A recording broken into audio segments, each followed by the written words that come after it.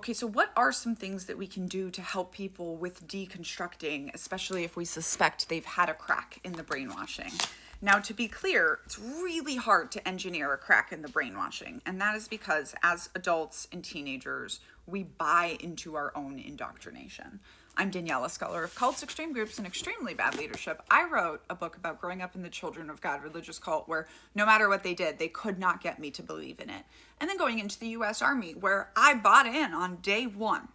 You can get signed copies attached here or listen to me read it to you wherever you get your audiobooks.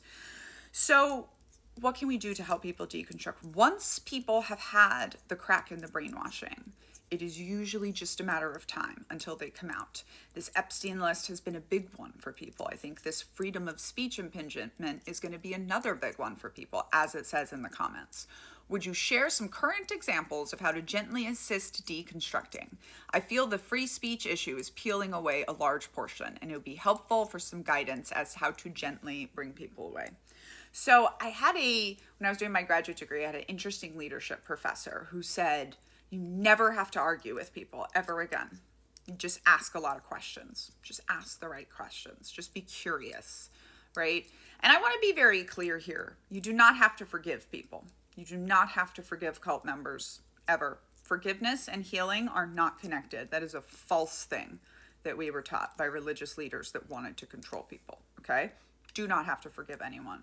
However, when people are coming out, if they don't find acceptance and understanding, they're often pushed back into a cult or into another cult or to do things like self-medicate or take their own lives. So it behooves us on the left to want to help people come out of it, whether or not we can find ourselves forgiving them.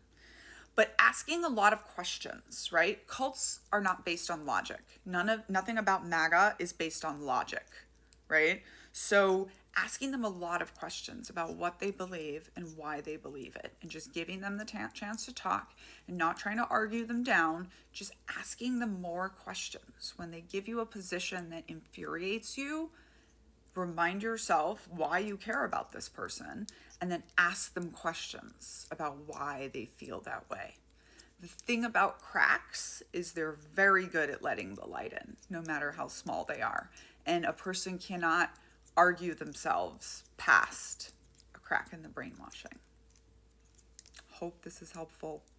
I also think that one of the good ways that people can recognize coercive control in their own lives is to recognize it in parallel contexts. And while I know this sounds self-serving, you asked, I wrote this book for that, right? This book can be briefed as this amazing story of this girl who grew up in one of the world's worst cults and then became a captain in the army. Nobody thinks they're in a cult, so it's not going to set off any alarm bells. They'll read it and the book will do the work.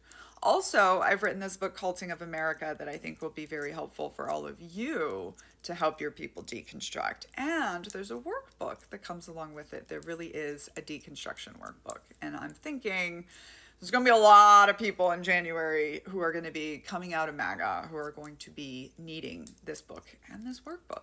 And if you are interested, you can get pre-orders attached here.